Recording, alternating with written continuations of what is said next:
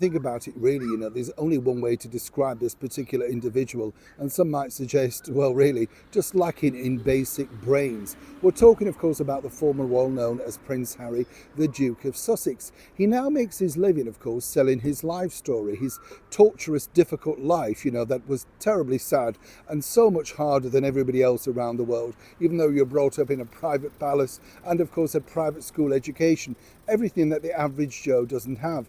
But of course it sells things, doesn't it, to be very dramatic. That is the big issue.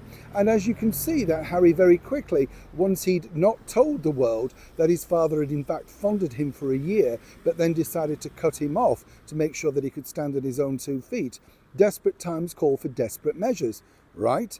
Now, the desperate measure, when you think about it, was truly this, that Harry really had to spike things up in his book. But now this is about to backfire, and this is going to be a huge loss of payday if this takes a turn for the worst. Let me explain. Morning, nice to see you. Thank you so much. Lovely to have your company.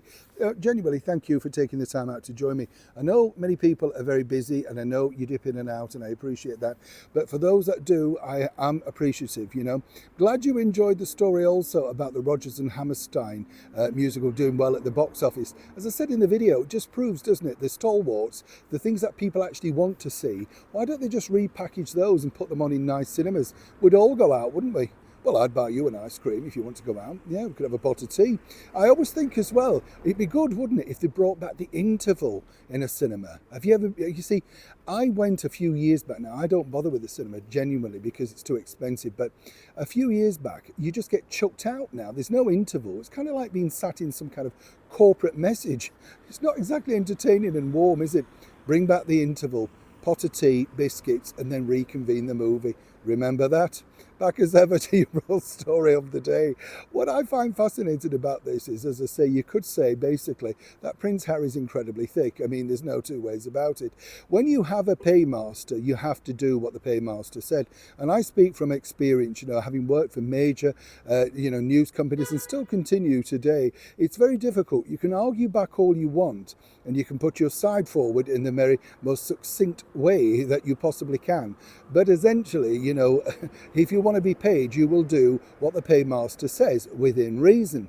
And what's interesting with Harry, he's never had a job. That's the thing, people don't realise he's never lived in the real world. So when he got that big deal with Penguin Random House, well, mega deal basically for the life story.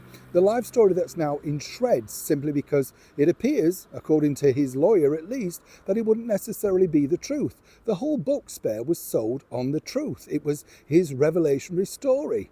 Now I can tell you first and exclusive on the show, oh yes, there are problems over at Penguin Random House because now they're wondering exactly how they can force sell the paperback version of the book if this is now a tissue of lies. And what about the other 3 books that Harry was banking on for the millions of pounds? Well, that's up for discussion.